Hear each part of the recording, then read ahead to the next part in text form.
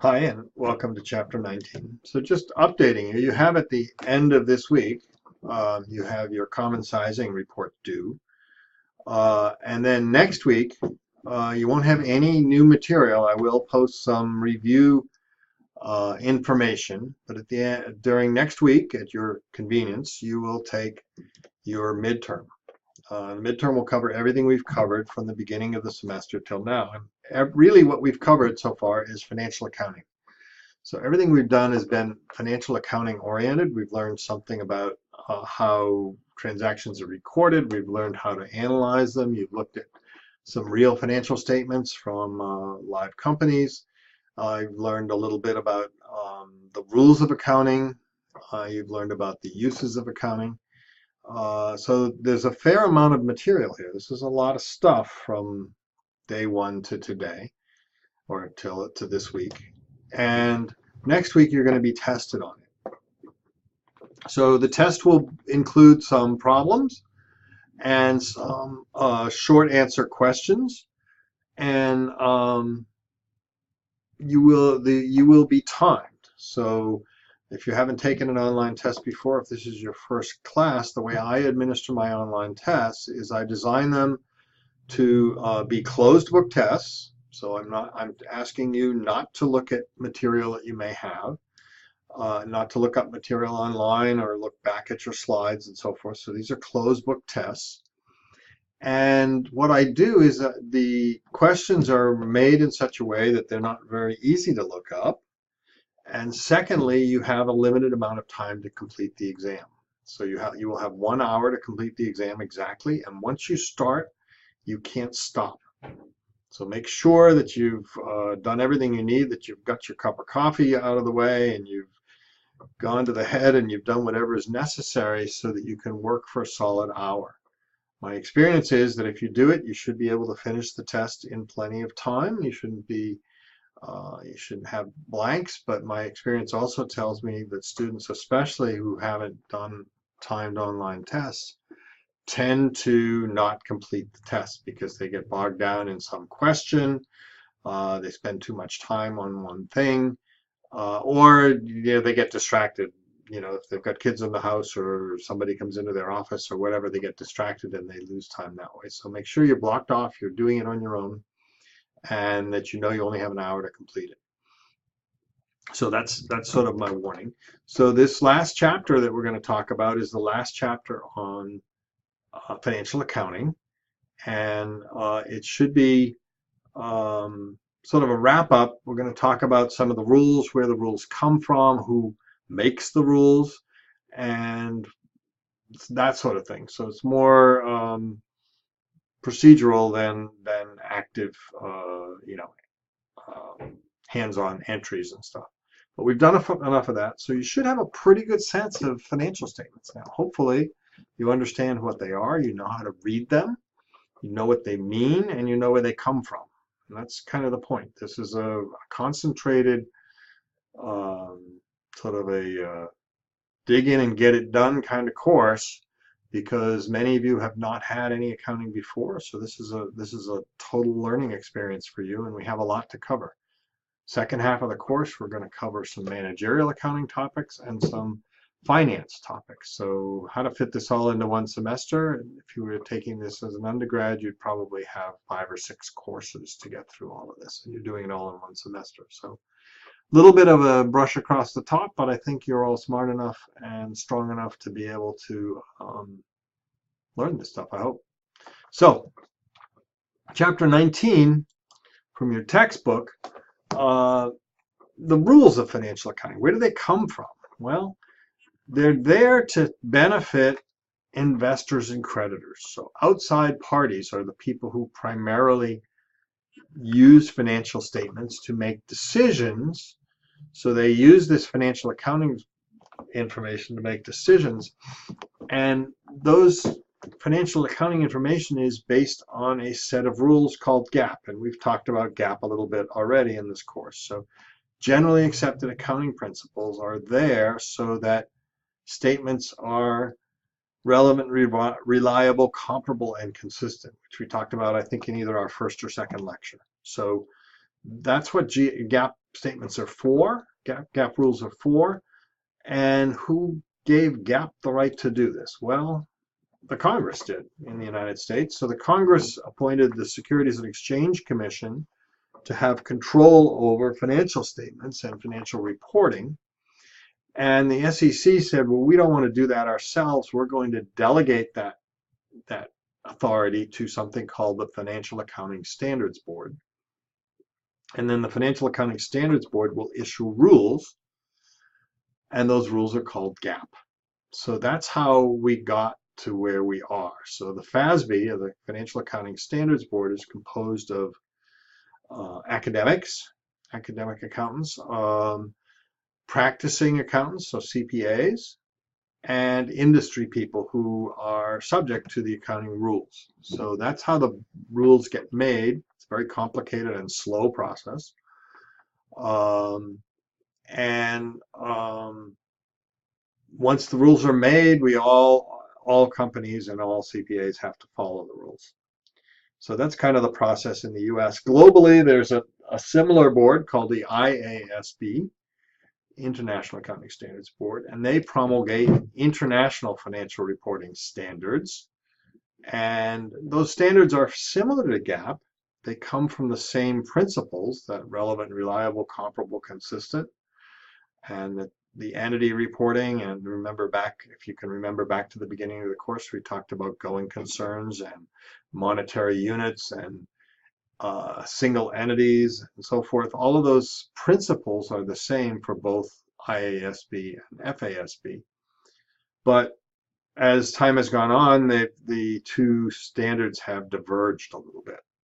So GAAP and IFRS aren't quite exactly the same. So if you're international, you're using somewhat different standards than US standards.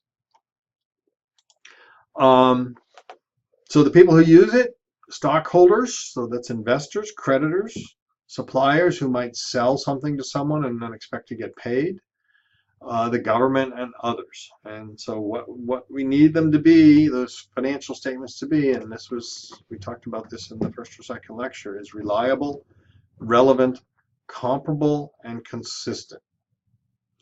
Very important standards that make it possible for outsiders to use these financial statements with confidence. Accounting, as you've learned probably, it's somewhat more than art than science. People think it's all cut and dried, but there's lots of gray areas. There's lots of estimating what's going to happen in the future that affects the financial statements today. So we're trying to provide a fair representation, but it's not always easy, and there are strong theoretical reasons for doing things different ways, and we have to take those into account. So we've looked together at, for instance, depreciation, and found out that there are different methods of depreciation. So you may have one company using one method and one company using another, and they're both GAAP approved. We also found out there are different cost flow methods for inventory. So companies may choose to use LIFO or FIFO or weighted average or a specific ID, and they all give different answers. So remember, even though you think accounting is everything balances, well, it does, but there are different rules that might be applied, and sometimes those rules get applied within GAAP. So the FASB makes the rules for all profit and not-for-profit entities in the US. So both profit-making companies and nonprofits like the Red Cross and so forth have to comply with the FASB rules, the GAAP rules. In governments, local and state governments, have to comply with GASB rules, Government Accounting Standards Boards. They're somewhat similar but different, and the GASB standards are much newer. As recently as 20 years ago, there were no standards for government accounting. So government accounting standards are being developed and implemented, and the politicians don't like it much because now they can't do giveaways to future generations and not tell the current generation that they're doing it. So a lot of the pension issues in government right now are because it's really easy to to promise to give current employees future benefits doesn't cost anything right now, so it doesn't come on my watch. It'll come on some other politician's watch when we have to pay the bills. So that's a change. So recording liabilities and assets is now something governments have to do. There are choices in all these rules, so we have choices, and many accounting decisions require estimates.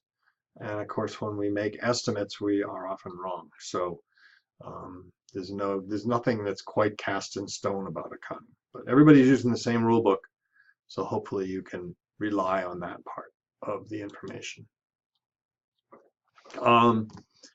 So this started all in 1933 when the SEC was created, and the question is, are we better off now than we were before the SEC existed and before there were codified GAAP rules that were still generally accepted accounting principles pre-1933, but there was no enforcement.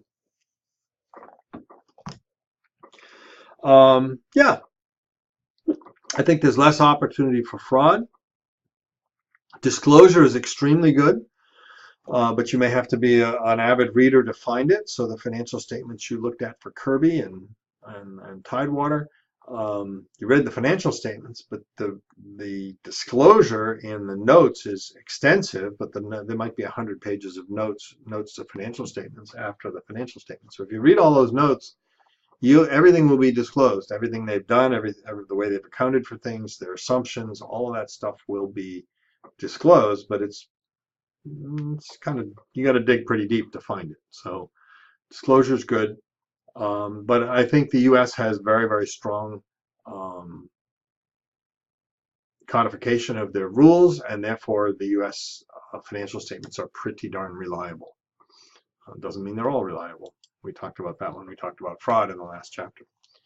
So specific rules that are important. First of all, every firm has to be listed as a going concern, or its financial statements are not valid. So if a company is on the verge of going out of business, the financial statements become unreliable. They don't reflect fairly the financial position of the company. So we say there's a going concern requirement. If it's not a going concern, the auditor has to say that. If they don't think it's going to survive, they have to say that. So it has to be in the statement if that's the case. Accountants are by nature conservative, and it's kind of written into the rules. So if we look at something and one method is deemed to be more conservative than another, then the preferred method is the conservative method. So we would like to report lower assets or lower revenues and higher liabilities or higher expenses. That's considered more conservative. So if we're not sure, we should err on the side of conservatism. The matching principle, really important. We've talked about this many times throughout the course so far. Expenses need to be reported in the same period as the revenue they're related to. Cost of an item is what it was paid for it, or the value that was given up to get it. So when we talked about trading for a fixed asset, we talked about the cost being what we paid to get it. And that was the old item that we traded in, our value of that, and then the value of the cash that we gave up as well. So that's cost. And historical cost is a principle in GAAP financial accounting. That is, we want to report things at historical cost because there's objective evidence as to what we paid. So we want to be able to have evidence that what we're reporting is reasonable and accurate. And obviously, if we pay for something, we can trace that. When we pull an estimate out of the air, it's much harder to verify that estimate. We only care about things that are material. So materiality means that they matter. So take the word materiality, lose the end of it, and add another T, and you have the word matter. What matters to the reader of the financial statements? If it's not a large enough number to matter, then we don't worry about it. So we verify things that are material. And materiality is a concept that is sort of it changes. It changes depending on the size of the organization. So what's material to a large company like, say, a Google or an IBM would be a much larger number than what's material to a small company like your local hardware store or your local restaurant. So for materiality for a company like IBM or Google, it's probably in excess of $1 million. If it's less than $1 million, it's not material. In fact, if you read financial statements for Google and IBM and other large companies, they round their financial statements to the nearest $1 million. So clearly, if there's a $20,000 question on a financial statement for Google, it's not material. It doesn't matter. We rounded it out. So we're not going to worry about it. However, a $20,000 change in a balance for your local restaurant is significant. It's going to affect how those financial statements look and how somebody reading them would understand the financial position of that restaurant. So therefore, $20,000 for a restaurant is material, whereas $20,000 for IBM is immaterial. So when we're auditing or preparing financial statements, we use that concept of materiality all the time. And there's no fixed definition. It's a judgment by the preparer of the financial statements as to what's material and what isn't. Very important that you be consistent using the rules. So if you've changed accounting methods, you have to disclose the change. And you have to disclose it for all, what it would do to all of the years being reported. So you were doing analysis on companies and you're looking at the current year and then the past 5 years. So if the company made a change this year, they would have to restate the last 5 years of financial statements so that they were consistent. So if, let's say, we changed from LIFO to FIFO, we'd have to go back and restate all of our financial statements reflecting the change. So like we had made it 5 years ago. So that's a consistency is very, very important. And we want to disclose everything. If there's any information that would be required for fair representation, it must be disclosed. So anything that's out there that might affect fair representation you have to tell the reader about it. That's usually done in the notes to the financial statements. Very, very important.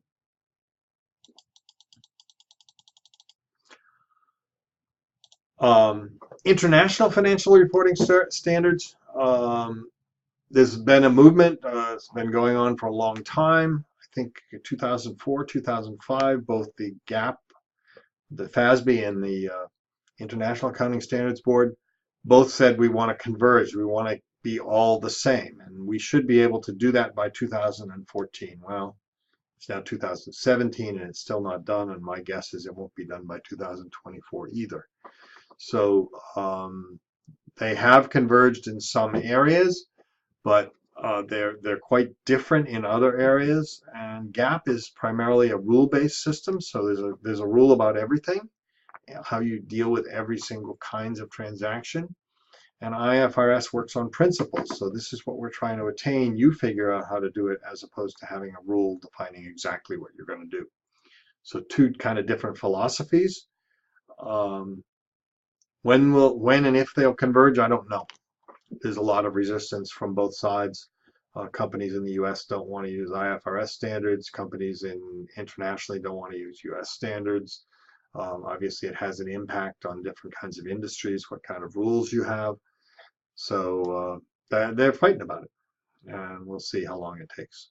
May never happen, or it may take a while. So there are some similarities. They both want statements that are useful, reliable, comparable, consistent, and relevant. They both want fair presentation of the financial position and operations. Both use accrual basis accounting. Both have the going concern concept, and both have the monetary units of measurement concept. So they're very similar in their philosophy because they started out from the same place. Difference?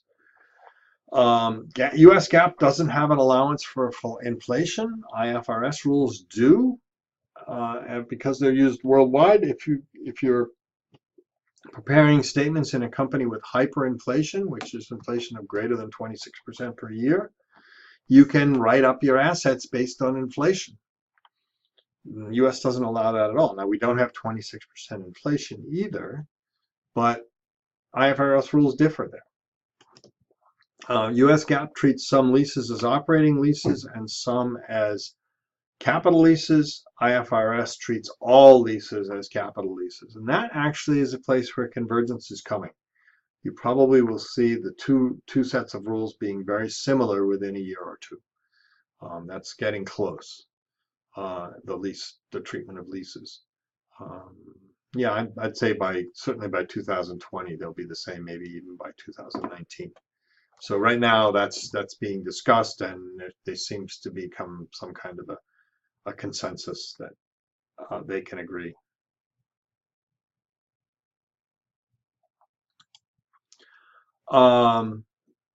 So changing to IFRS or changing IFRS rules will affect various kinds of things, how assets and liabilities and profit are reported. And it might change how we look at the health of an organization. So IFRS looks at fair value for some non-financial assets. So they allow companies to use fair value to assess certain assets that US GAAP says you got to report them at the historical cost. So you may see assets in an IFRS company written up to some new value because they've been appreciated in value, and that can't happen under US GAAP. So makes some pretty big differences.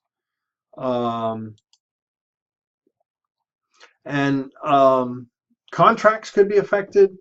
Employment contracts could be affected because if you're paid based on earnings, your earnings may change. Loan covenants and bond covenants may have to be rewritten. So this is some significant impacts if we were to converge the two systems. So it's going to take some time. Hopefully it will happen because it makes sense that we all worldwide play by the same rules, but who knows? I'm not holding my breath. Not sure when it will happen. So that's the end of the financial accounting part of this course. You finished chapter 19. There'll be a few short questions, and I will do a short recording about the upcoming exam at the beginning of next week. And then you should have, so I'll also provide you with some practice questions and some ideas of what may be on the exam and maybe how to study for it. So you will get another look at this before you have to take the exam. Thanks very much, and I'll talk to you later.